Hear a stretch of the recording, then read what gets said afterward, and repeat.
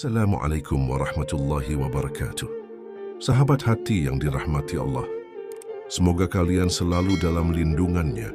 Hari ini kita akan menyelami mutiara hikmah dari seorang sufi agung, Ibnu Athaillah As-Sakandari, dalam kitab legendarisnya Al-Hikam. Hikmah pertama, Al-Hikmah Al-Ula, min alamati al-i'timadi ala al-amal, nuqsanur raja'i 'inda wujudiz zalal. Di antara tanda-tanda orang yang bergantung pada amal, bukan pada Allah, adalah berkurangnya harapan ketika ia tergelincir berdosa. Penjelasan makna, Ibnu Athaillah membuka kitabnya dengan peringatan penting bagi para pencari jalan Allah salik. Ia menekankan bahawa orang yang bergantung pada amal ibadahnya akan kecewa dan putus asa ketika jatuh dalam dosa. Mengapa? Karena ia merasa keselamatannya tergantung pada amal, bukan pada rahmat dan kasih sayang Allah. Padahal yang menyelamatkan seseorang bukan banyaknya amal, tetapi keikhlasan, kerendahan hati, dan pengakuan bahawa semua karena Allah.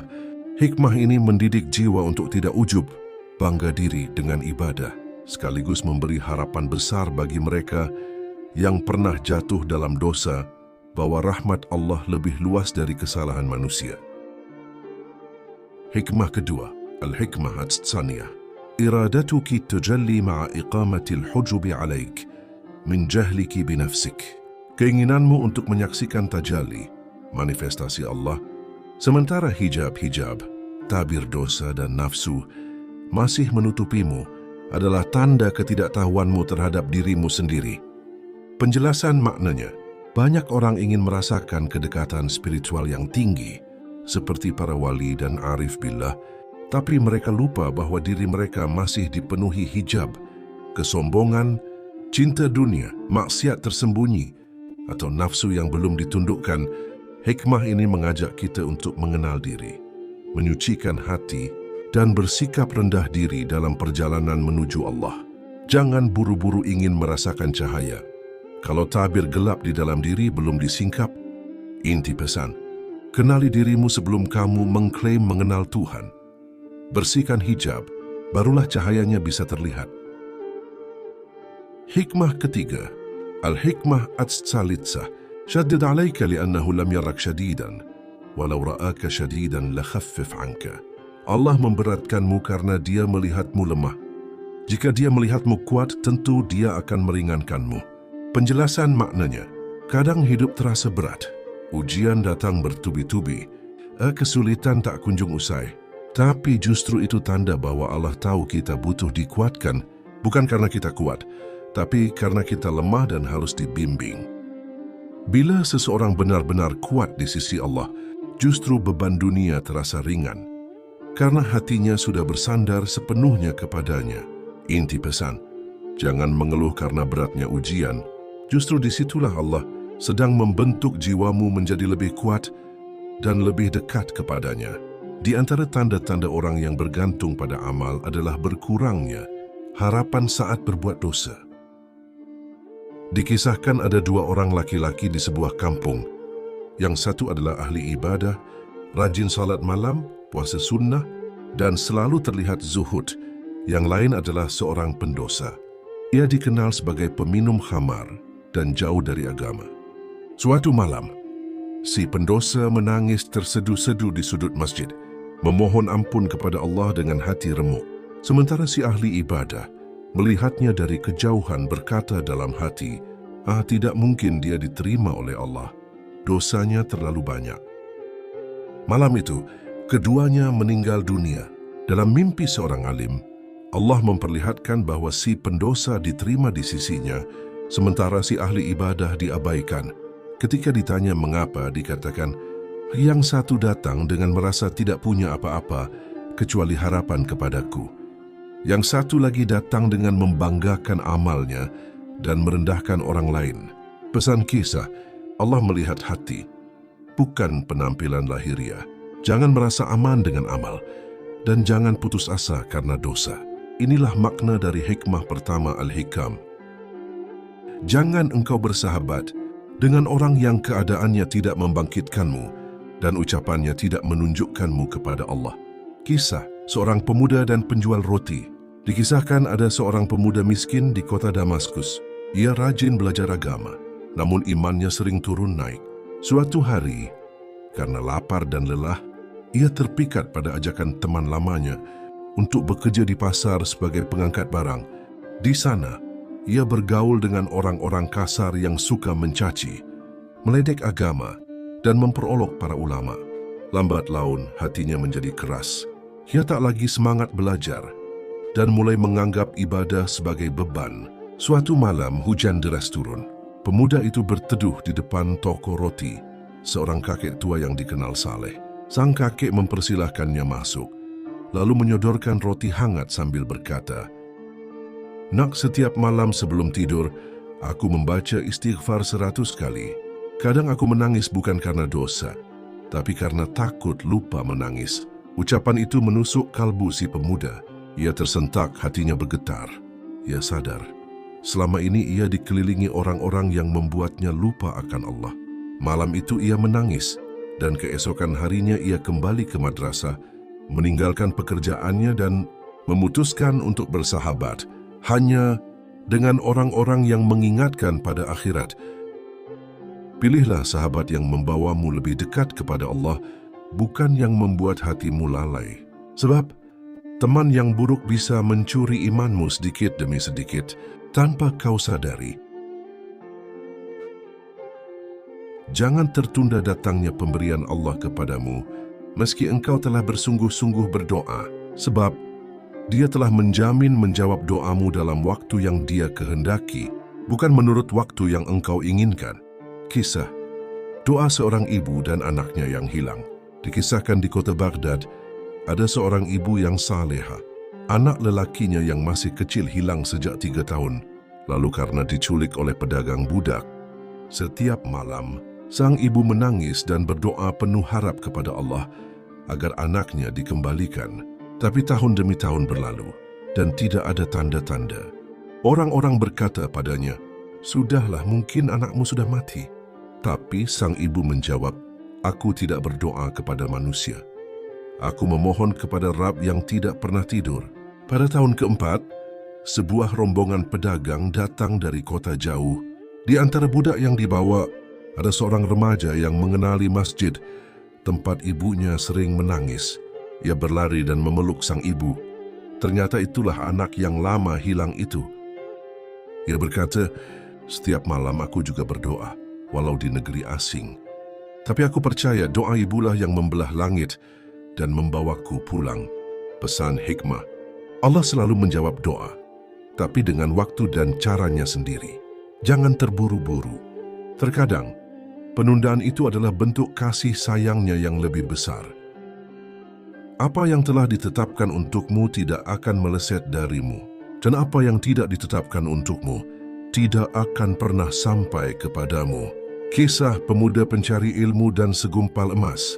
Di sebuah desa kecil, tinggal seorang pemuda miskin yang bercita-cita belajar agama ke kota besar. Ia bekerja keras mengumpulkan uang, namun tak pernah cukup. Suatu pagi, saat menggali tanah di belakang rumah untuk menanam singkong, cangkulnya membentur sesuatu. Ia gali lebih dalam, ternyata segumpal emas. Jantungnya berdebar, pikirannya kacau. "Ini jawaban doaku," gumamnya. Namun saat hendak mengambilnya, ia terhenti. Hatinya teringat pada nasihat kakeknya dulu. Kalau emas itu rezekimu, ia akan datang tanpa kamu curangi. Tapi jika bukan, walau kau genggam, ia akan hilang juga. Akhirnya, ia menutup kembali lubang itu, berdoa dan bersujud kepada Allah. Ia memutuskan untuk berangkat ke kota dengan bekal seadanya, penuh tawakal.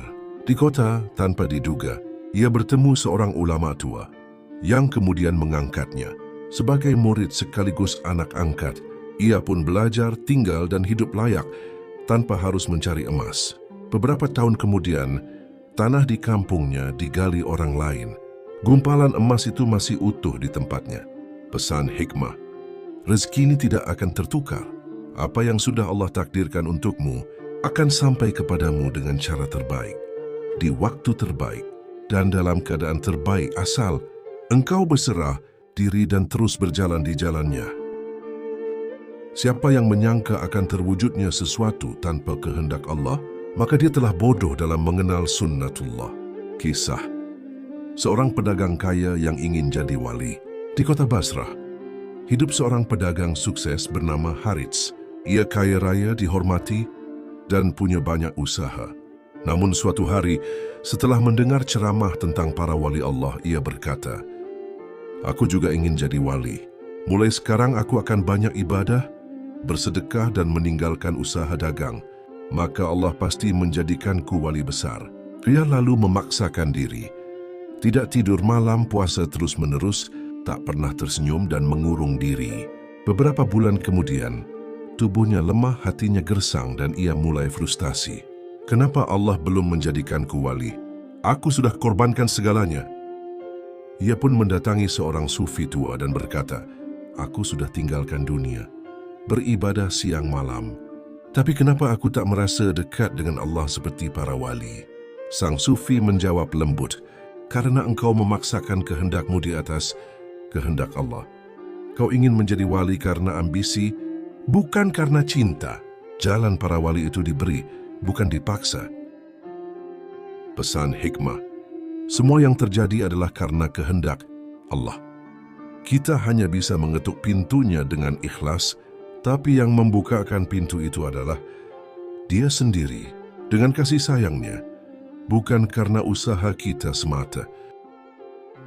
Kapan saja Allah membukakan bagimu jalan untuk mengenalnya, maka jangan pedulikan amalmu yang sedikit, karena Dia hanya membukakan jalan itu sebagai bentuk kasih sayangnya.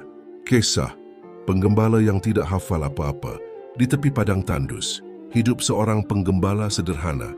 Setiap hari ia hanya menggiring kambing, sendirian jauh dari keramaian. Ia tidak pandai membaca, tidak hafal banyak doa, dan bahkan salatnya pun sering keliru gerakannya. Namun satu hal yang ia lakukan setiap hari adalah berbicara kepada Allah dengan bahasa yang sederhana. Ia duduk di atas batu, memandang langit, dan berkata lirih, "Ya Allah, aku ini bodoh, tapi aku cinta Engkau. Aku tak tahu banyak, tapi aku ingin Kau tahu Engkaulah yang aku cari." Suatu malam ia tertidur di padang. Dalam mimpinya ia melihat cahaya terang yang menenangkannya. Ia mendengar suara lembut berkata, "Cinta yang jujur lebih tinggi dari hafalan yang banyak. Hati yang tulus lebih cepat sampai dari lisan yang fasih." Keesokan harinya, seorang ulama besar yang sedang lewat bertemu dengannya. Saat berbicara, sang ulama terdiam karena kata-kata sang penggembala terasa menyentuh hati, seolah-olah keluar dari kedalaman roh. Sang ulama akhirnya berkata, "Aku belajar dari banyak guru, tapi hari ini aku belajar dari seorang hamba yang tidak pandai, tapi hatinya telah dibuka oleh Allah." Pesan hikmah: yang membawa seseorang dekat kepada Allah bukan banyaknya amal, tapi kasih sayangnya yang membukakan hati untuk mengenalnya. Ketulusan lebih bernilai daripada kepandaian tanpa keikhlasan. Engkau berusaha bukan untuk mendatangkan takdir, tetapi agar engkau menampakkan adab sebagai hamba. Kisah tukang kayu dan pohon yang jatuh sendiri. Seorang tukang kayu tua tinggal di kaki gunung. Ia sederhana, hidup dari menebang pohon dan menjual kayunya di pasar. Suatu hari, ia melihat pohon besar yang batangnya lurus dan sempurna untuk dijadikan tiang rumah. Tapi pohon itu tumbuh di tebing curam yang tak bisa dijangkau. Setiap hari ia melewati pohon itu dan berkata dalam hati, "Andai saja pohon itu tumbang sendiri ke arah jalurku." Tapi ia tidak duduk diam. Ia tetap bekerja menebang pohon lain, mengangkut kayu kecil, dan hidup dengan jujur. Bertahun-tahun berlalu dan ia pun menua. Suatu pagi setelah badai semalam, ia mendengar suara besar dari arah tebing. Ketika ia mendekat, pohon besar itu telah tumbang, persis ke arah jalannya. Akar-akarnya tercabut oleh angin, dan batangnya jatuh dengan posisi yang memudahkan untuk dipotong dan dibawa. Setiap hari ia melewati pohon itu dan berkata dalam hati, "Andai saja pohon itu tumbang sendiri ke arah jalurku." Tapi ia tidak duduk diam. Ia tetap bekerja menebang pohon lain, mengangkut kayu kecil, dan hidup dengan jujur. Bertahun-tahun berlalu dan ia pun menua. Suatu pagi setelah badai semalam, ia mendengar suara besar dari arah tebing. Ketika ia mendekat, pohon besar itu telah tumbang persis ke arah jalannya. Akar-akarnya tercabut oleh angin dan batangnya jatuh dengan posisi yang memudahkan untuk dipotong dan dibawa. Orang-orang desa berkata, "Beruntung sekali engkau." Tapi si tukang kayu hanya tersenyum dan menjawab, "Aku tidak mengejar pohon itu. Aku hanya menunjukkan bahwa aku tetap bekerja sebagai hamba." Dan rupanya Tuhan melihat usahaku. Pesan hikmah, usaha kita bukan untuk mengganti takdir, tetapi untuk menunjukkan adab kepada Allah. Kita bekerja, berdoa, berikhtiar, bukan agar segalanya jadi sesuai keinginan, tapi agar Allah melihat bahwa kita bersungguh-sungguh sebagai hambanya. Bab ikhlas dan niat. Kisah lelaki tukang gali kubur dan amal yang tersembunyi. Di sebuah desa, ada seorang lelaki tua yang setiap hari bekerja sebagai tukang gali kubur. Pekerjaannya tidak dipandang oleh banyak orang, bahkan sering dianggap hina. Namun ia menjalankan tugas itu dengan hati-hati, tenang, dan selalu membaca doa sebelum dan sesudah menggali. Tak seorang pun tahu bahwa setiap malam setelah orang-orang tidur, ia menyisihkan sedikit uang dari hasil kerjanya untuk membeli kain kafan dan menguburkan jenazah. Yang tak punya keluarga, ia tidak pernah menceritakan hal itu, bahkan kepada anak-anaknya sendiri. Suatu hari, lelaki itu meninggal dunia dengan tenang dalam tidurnya. Saat pemakamannya, penduduk dikejutkan oleh kedatangan puluhan orang asing yang semuanya menangis. Ternyata mereka adalah keluarga dari jenazah-jenazah yang dulu pernah dikuburkan diam-diam oleh si lelaki tua. Salah satu dari mereka berkata, "Kami tidak tahu siapa yang memakamkan saudara kami, tapi ada seseorang yang selalu datang menguburkan dengan sopan, mengadzani dan mendoakan mereka. Hari ini kami tahu siapa dia." Pesan hikmah, amal yang disembunyikan, karena Allah akan dibuka oleh Allah dengan cara yang paling indah. Ikhlas tidak butuh pujian manusia, ia cukup dinilai oleh Yang Maha Melihat. Beramallah untuk akhiratmu seolah-olah engkau akan mati besok, dan bekerjalah untuk duniamu seolah-olah engkau akan hidup selamanya. Ali bin Abi Thalib. Hiduplah dengan seimbang, jangan terlalu sibuk mengejar dunia, hingga lupa bahwa kematian bisa datang tiba-tiba. Namun jangan pula meninggalkan dunia dan berpangku tangan, karena Allah suka pada hambanya yang bekerja dan berusaha. Jadikan akhirat sebagai tujuan dan dunia sebagai jalan. Kejar keduanya dengan niat yang lurus dan hati yang tenang. Ketika orang alim bertanya kepada orang arif, di kota Kufah, hiduplah seorang alim besar, terkenal keilmuannya, luas fatwanya, dan dikagumi banyak murid. Ia bernama Syekh Hasan, penghafal Al-Quran, ahli tafsir dan hukum. Suatu hari, ia mendengar tentang seorang hamba biasa yang tinggal di pinggiran kota. Dikenal dengan nama Abu Salim, seorang lelaki fakir yang hidupnya sederhana. Namun banyak orang menyebutnya Arif Billah, orang yang mengenal Allah dengan hatinya. Karena penasaran, sang alim pun mengunjungi rumah si fakir. Ia disambut dengan senyum lembut dan segelas air hangat. Setelah berbincang ringan, Syekh Hasan bertanya, "Wahai Abu Salim, aku ingin tahu, dari mana engkau mendapatkan ilmu yang begitu dalam, padahal engkau tidak belajar dari kitab seperti kami?" Abu Salim menjawab, "Aku memang tidak banyak belajar dari kitab, tapi aku banyak diam di hadapan Allah. Aku tidak tahu banyak hukum, tapi aku menjaga hatiku agar tidak berpaling darinya." Syekh Hasan kembali bertanya, "Lalu apa bedanya aku yang alim dan engkau yang arif?" Abu Salim menunduk lalu berkata pelan, "Engkau tahu jalan menuju Allah. Engkau bisa tunjukkan arah kiblat pada orang yang tersesat, tapi aku hanya seorang musafir yang sudah sampai di depan pintunya. Aku tidak pandai bicara, tapi aku sudah mencium aromanya." Syekh Hasan terdiam. Ia merasa malu bukan karena kalah ilmu, tapi karena hatinya belum sedekat itu dengan Allah. Ia pulang dari rumah si fakir dengan dada yang berguncang dan mata yang basah. Hikmah. Ilmu zahir itu penting karena ia penerang jalan. Tapi ilmu batin, yaitu makrifah dan rasa hadir di hadapan Allah, adalah tujuan dari perjalanan itu. Orang alim menunjukkan jalan, orang arif telah menempuhnya. Di dalam kitab Tanbihul Mughtarrin karya Imam Al-Harits Al-Muhasibi, dikisahkan tentang seorang lelaki dari Arab yang rajin menuntut ilmu agama. Ia menghadiri majelis-majelis ulama besar, mencatat banyak ilmu bahkan hafal ribuan hadis, namun hatinya sering gelisah. Ia merasa ada kekosongan, seolah-olah ilmu yang ia kumpulkan tidak membuatnya lebih dekat kepada Allah. Suatu hari, ia mendengar tentang seorang hamba Allah yang tinggal di ujung padang pasir bernama Malik, seorang yang tidak terkenal, ising sambil tidak pandai bicara, tapi disebut-sebut sebagai seorang arif billah. Lelaki alim itu pun mendatanginya.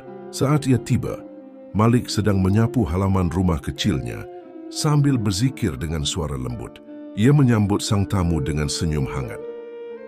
"Wahai Malik," tanya si alim, "aku telah menuntut ilmu dari banyak guru, tapi hatiku masih jauh dari rasa tenang. Apa yang engkau punya? Padahal engkau tidak belajar dari banyak kitab." Malik menjawab, "Aku tidak punya apa-apa, tapi aku menjaga satu hal. Aku tidak biarkan hatiku berpaling dari Allah, bahkan sekejap. Aku tidak sibuk menghitung ilmu, tapi sibuk menjaga hati, agar selalu mengingatnya." Si alim pun menangis. Ia sadar bahwa ilmunya selama ini belum menumbuhkan kehadiran hati. Ia tahu hukum tentang khusyuk, tapi belum pernah merasakannya. Hari itu, ia tidak pulang membawa catatan, tapi membawa rasa yang selama ini hilang. Hikmah. Ilmu adalah cahaya, tapi bila tidak dibarengi dengan kehadiran hati, ia hanya menjadi beban. Sebagaimana dikatakan oleh Imam Al-Muhasibi, Ibn Artawisiwa, ilmu yang tidak membawa kepada rasa takut kepada Allah adalah musibah yang tersembunyi. Di dalam kitab Qalaidul Juman fi Manaqib Syekh Abdul Hasan Asy-Syadzili, dikisahkan satu peristiwa luar biasa yang menunjukkan karomah dan kekuatan. Zikir seorang wali Allah.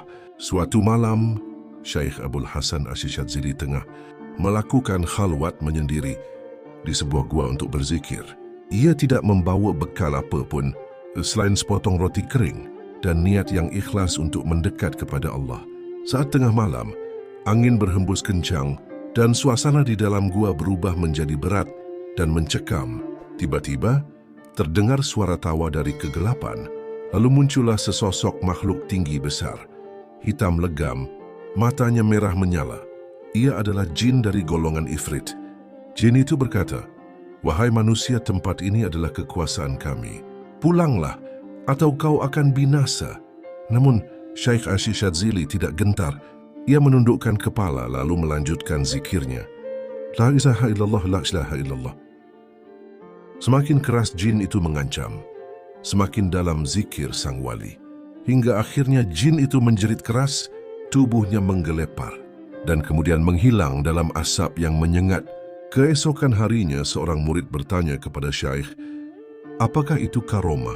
Beliau menjawab dengan rendah hati, "Itu bukan karomahku, tapi kekuatan asma Allah yang tak akan mampu ditahan oleh makhluk. Manapun yang angkuh." Hikmah.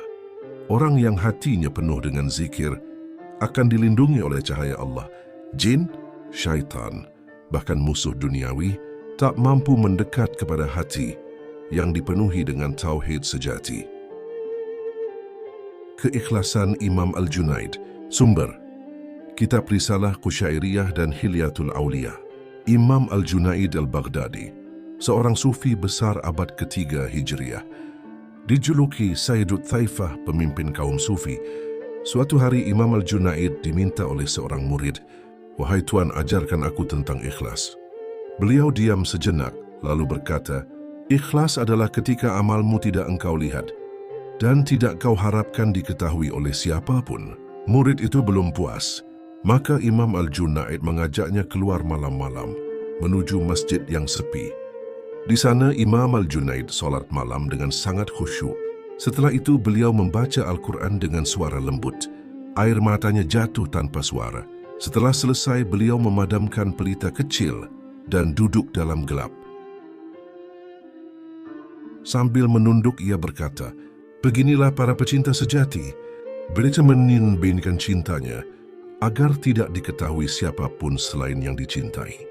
Kemudian Imam Junaid melanjutkan, "Seandainya engkau ikhlas, engkau tidak akan peduli siapa yang memuji atau mencaci amalmu. Engkau tidak akan merasa telah berbuat, karena semuanya hanya taufik darinya. Dampak jika diamalkan, satu, hidup menjadi ringan, karena tidak sibuk dengan penilaian manusia. Dua, amal menjadi murni, tidak tercampur ria atau ujub. Tiga, hati tenang, karena semua dilakukan hanya untuk Allah." Catatan, kisah ini tidak hanya menyentuh, tapi juga membimbing, karena Imam Al-Junaid bukan tokoh rekaan, tapi seorang sufi besar yang hidupnya penuh cahaya ilmu dan keteladanan. Berikut penjelasan sederhana tentang perbedaan makom, ilmu antara orang arif dan orang alim yang sering dibahas dalam tasawuf dan kitab-kitab sufi klasik. Orang alim adalah mereka yang memiliki ilmu pengetahuan tentang syariat, fiqh, tafsir, hadis dan ilmu-ilmu agama secara tekstual dan teoritis. Mereka menguasai apa yang harus dilakukan dan bagaimana tata cara ibadah secara benar berdasarkan nash, teks agama. Ilmu mereka bersifat zahir, lahir, yaitu ilmu yang bisa diajarkan, dipelajari dan dijelaskan. Makom ilmu orang alim. Mereka berada pada tingkat memahami dan mengamalkan hukum-hukum syariat. Ilmu mereka adalah pondasi bagi ibadah dan akhlak yang benar. Belum tentu ilmu ini menembus ke dalam kedalaman hati atau membawa kepada pengalaman.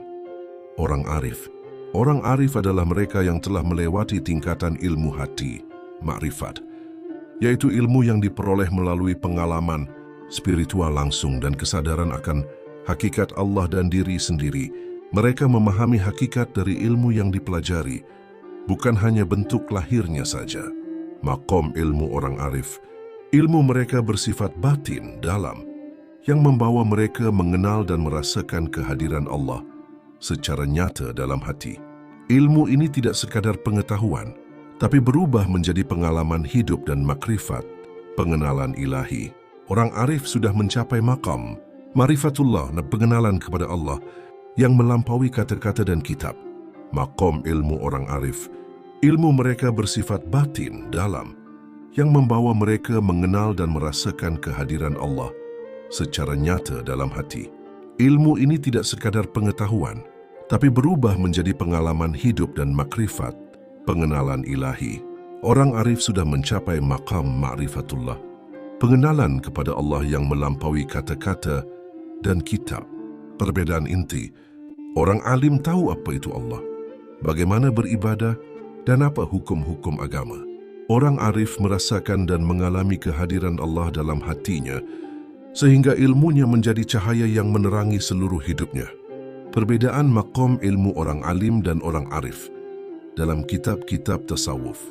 Di dalam kitab Futuhat Al-Makkiyah karya Ibnu Arabi, beliau menjelaskan bahwa ilmu orang alim adalah ilmu yang didapat dari belajar, membaca dan menghafal teks-teks agama.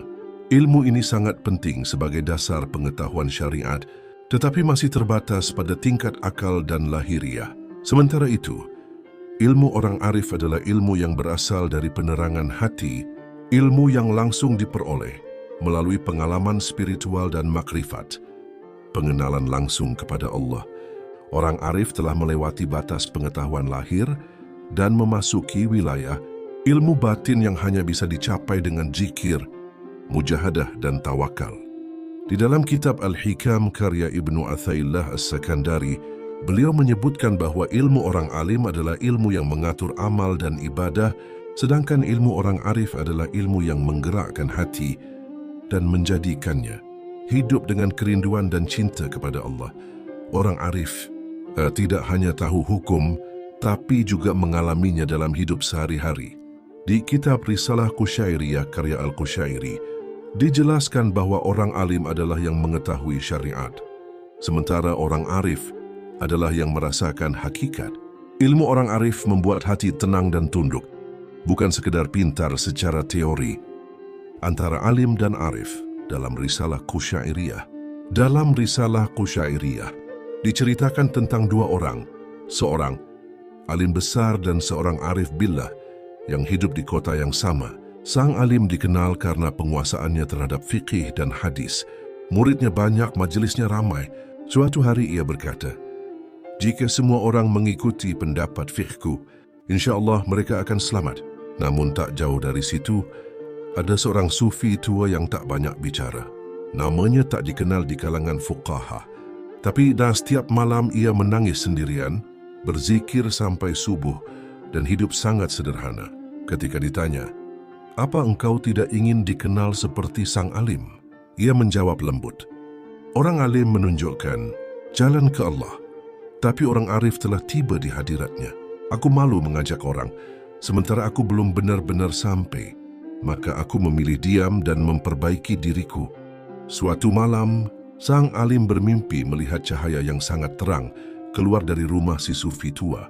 Dalam mimpi itu, ia mendengar suara, "Ilmumu baik, tapi ia memiliki bayang, sedangkan zikir dan fana orang ini membawa cahayanya sendiri." Keesokan harinya, sang alim datang ke rumah si sufi, menangis dan berkata, "Aku mengajar banyak hal tapi hatiku kosong. Engkau tak banyak bicara, tapi hatimu penuh Allah." Penjelasan dari kitab-kitab. Sunda Kitab Al-Hikam, Ibnu Athaillah berkata, "Ilmu yang tidak menuntunmu kepada makrifat adalah hijab bagimu." Artinya ilmu orang alim bisa menjadi penghalang jika tidak dibarengi keikhlasan dan ketundukan hati. Dari kitab Ihya Ulumuddin Imam Al-Ghazali, beliau membagi ilmu menjadi dua. Ilmu al-mu'amalah, amal lahiriah seperti fikih syariat. Ilmu al-mukasyafah, pembukaan hati seperti yang dimiliki orang arif. Imam Ghazali sendiri berkata bahwa puncak ilmu adalah makrifatullah, bukan sekadar memahami hukum. Kesimpulan sufistik, orang alim mengetahui jalan menuju Allah. Orang arif telah berjalan dan mencapai kedekatan dengan Allah. Orang alim sibuk mengajar manusia. Orang arif sibuk mendidik hatinya. Keduanya mulia tapi maqam mereka berbeda. Dalam Hilyatul Aulia disebutkan kisah tentang Sufyan Ats-Tsauri, seorang ulama besar ahli hadis dan fiqih yang juga memiliki kedalaman rohani. Suatu hari ia melewati seorang sufi tua yang sedang duduk diam di tepi sungai. Sufyan, yang selalu membawa kitab dan pena, bertanya kepada lelaki itu, "Wahai Syekh, mengapa engkau tidak menuntut ilmu seperti kami? Waktu terlalu berharga untuk diam." Sufi itu tersenyum dan menjawab, "Aku telah menghabiskan waktu bertahun-tahun mempelajari huruf demi huruf. Tapi ketika aku sampai pada satu huruf, Allah, aku berhenti di situ dan tidak ingin pindah lagi." Sufyan terdiam. Ia tahu bahwa orang ini bukan sembarang lelaki. Ia telah menapaki ilmu hati yang dalam, ilmu yang tidak ditulis di atas kertas, tapi diukir dalam dada. Malamnya Sufyan menangis dalam doa dan berkata, "Ya Allah, jangan jadikan aku hanya sebagai penyampai ilmu, tapi jadikan aku bagian dari orang-orang yang Engkau beri cahaya." Penjelasan dari kitab-kitab. Kitab Al-Risalah Al-Qusyairiyah menjelaskan, orang alim seperti orang yang tahu arah ke istana raja dan menunjukkan jalannya kepada orang banyak, sedangkan orang arif adalah tamu yang telah masuk ke dalam istana, menikmati jamuan, dan tenggelam dalam cinta kepada sang raja. Pelajaran besar. Ilmu orang alim membimbing manusia ke jalan Allah. Ilmu orang arif lahir dari kecintaan dan kedekatan dengan Allah. Keduanya penting, tapi yang membawa hati tenang dan tunduk adalah ilmu yang disertai ma'rifat dan khusyuk. Roti dari langit untuk Ibrahim bin Adham. Sumber Kitab Tabaqat Al-Aulia. Suatu hari Ibrahim bin Adham, seorang raja yang telah meninggalkan istananya demi menjadi sufi, berjalan di padang pasir dalam keadaan lapar. Sudah 3 hari beliau tidak makan, namun ia tetap berzikir, tidak mengeluh dan bertawakal penuh kepada Allah. Ketika duduk di bawah pohon kecil untuk beristirahat, ia menundukkan kepala dan berkata dalam hati, "Wahai Allah, Engkau yang telah menjadikan aku jatuh cinta padamu, maka jangan biarkan aku meminta kepada selainmu." Tiba-tiba, dari langit turun sepotong roti hangat, terbungkus dengan kain bersih dan harum. Ibrahim menangis, bukan karena lapar yang hilang, tapi karena merasa dipilih oleh Allah untuk melihat keajaiban ini. Ia tidak langsung makan, tapi salat 2 rakaat lalu berkata, "Beginikah kasih sayangmu ya Allah, kepada hamba yang hanya ingin bergantung padamu?" Pelajaran sufi dari kejadian ini, Ansiu. Keajaiban bukan untuk pamer, tapi muncul dari keikhlasan dan ketulusan seorang hamba. 2. Allah menguji dengan kelaparan, lalu memberi pertolongan dari arah yang tidak disangka.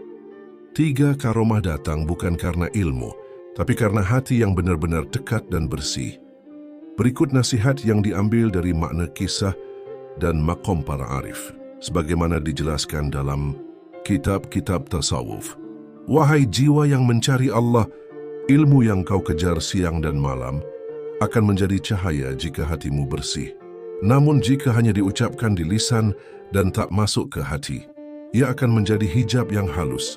Maka jangan bangga dengan hafalan, tapi takutlah jika Allah belum membukakan makna. Belajarlah dari para arif. Mereka sedikit bicara, tapi hatinya penuh Allah. Mereka tidak sibuk menilai amal orang lain, sebab mereka sibuk menghisap dirinya sendiri. Mereka tidak banyak tampil, sebab mereka sedang tenggelam dalam cinta kepada Tuhannya. Jika engkau ingin ilmu yang menuntunmu pada makrifat, bersihkan hatimu dari cinta dunia, dan basahi lidahmu dengan zikir, karena satu tetes makrifat lebih berat dari lautan ilmu yang tanpa keikhlasan. Ilmu yang sejati adalah yang membuatmu semakin tunduk, bukan semakin merasa tinggi. Al-Hikam Ibnu Athailah. Wahai penempuh jalan, jangan tertipu oleh banyaknya amal, sebab tidak setiap amal diterima. Dan jangan kecil hati karena sedikitnya amal, sebab bisa jadi di dalamnya ada keikhlasan yang besar. Yang Allah lihat bukan banyaknya gerakan, tapi beningnya niat dan pasrahnya hati. Engkau boleh menghafal ratusan kitab, tapi jika hatimu masih mencintai pujian dan takut celaan, maka engkau belum bebas. Bebasnya hati adalah ketika engkau cukup dengan Allah, tidak berharap pada makhluk, dan ridha terhadap takdir. Orang alim menunjukkan hukum Allah, tapi orang arif menunjukkan wajah Allah. Maka jangan hanya cukup jadi tahu, berjuanglah hingga engkau menjadi kenal. Jangan merasa sudah sampai hanya karena engkau pandai berkata-kata. Karena orang arif menangis di malam hari, bukan karena dosa yang terlihat, tapi karena merasa jauh dari Tuhan yang mereka cinta. Orang awam ibadah karena pahala, orang alim karena ilmu, tapi orang arif karena rindu. Disarikan dari Ihya Ulumuddin Imam Al-Ghazali. Wahai pencari cahaya, engkau berjalan di antara manusia, tapi hatimu sepi dari Allah. Itu letih yang tak terlihat. Engkau bicara tentang sabar, tapi mengeluh dalam hati. Engkau menasihati orang lain, tapi lalai menjaga jiwamu sendiri. Ketahuilah, orang yang benar-benar berjalan menuju Allah tidak sibuk menunjukkan dirinya. Ia lebih memilih menangis dalam sunyi daripada dipuji karena amal yang tak tahu diterima atau tidak. Ilmu yang tak membuatmu rendah hati, itu bukan cahaya, itu bara yang tersembunyi. Amal yang membuatmu sombong lebih berbahaya daripada dosa yang membuatmu menangis. Orang alim sibuk menata kata, orang arif sibuk menata hati. Orang alim menulis tentang Allah, orang arif larut dalam cinta kepada Allah. Berhentilah berharap pada dunia, berhentilah berlindung pada makhluk. Jika Allah bersamamu, apalagi yang kurang? Jangan bersandar pada amalmu, tapi bersandarlah pada karunia-Nya. Al-Hikam Ibnu Athailah. Wahai saudaraku, jika hatimu merasa tersentuh oleh satu kalimat, itu tandanya Allah masih mencintaimu. Jangan berhenti berjalan, meski langkahmu lambat, karena yang dinilai bukan cepatnya sampai, tapi terusnya kau melangkah. Semoga cahayanya selalu membersamai kita dalam diam, dalam tangis, dalam zikir yang tersembunyi. Wassalamualaikum warahmatullahi wabarakatuh. Semoga kita semua diberi jalan menuju makrifat dan mati dalam keadaan rindu kepadanya.